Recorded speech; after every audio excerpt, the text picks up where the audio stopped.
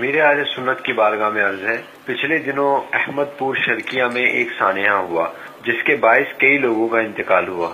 ان کے انتقال کے بعد مختلف کمنٹس آئے، بعض نے ان فوت ہونے والوں کے عیوب پر خوب کلام کیا۔ ان کا اس طرح کرنا کیسا؟ یہ سوشل میڈیا والے بیچارے سوچتے کم ہیں اور جس کو چاہتے کوستے رہتے ہیں۔ تو میں یہ صحیح عرض کر رہا ہوں کہ کسی کی چوری یا ڈکیتی یا گناہ کو ثابت کرنے کے لیے پورے دلائل لیے جاتے ہیں، گواہ بھی ہوں یا اقبال جرم مجرم کرے قاضی فیصلہ دے، پورا اس کا ایک پروسیجر ہوتا ہے، تو پھر جا کر یہ جرائم جو اس طرح ثابت ہوتے ہیں۔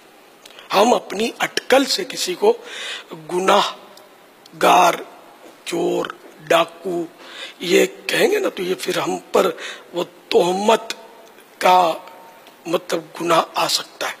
ان کے عزیز جو ہیں، یہ بتائیے کہ ان کا دل کتنا دکھا ہوگا جب پتا چلا ہوگا کہ لوگ مطلب میرے لختے جگر پر، میرے اجڑے ہوئے سہاگ پر یہ مطلب اس طرح کی تہمتیں دھر رہے ہیں کہ یہ چور تھے، یہ لوٹ رہے تھے، یہ چھین رہے تھے، یہ ڈاکو تھے، بری موت مرے۔ تم کو کیا پتا چلا؟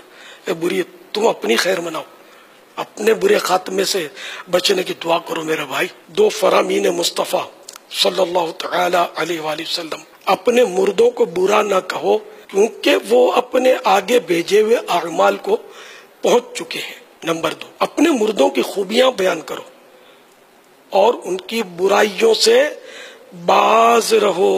حضرت علامہ محمد عبد الرؤف مناوی علیہ رحمت اللہ الہادی لکھتے ہیں، مردے کی غیبت زندے کی غیبت سے بدتر ہے، کیونکہ زندہ شخص سے معاف کروانا ممکن ہے جبکہ مردے سے معاف کروانا ناممکن۔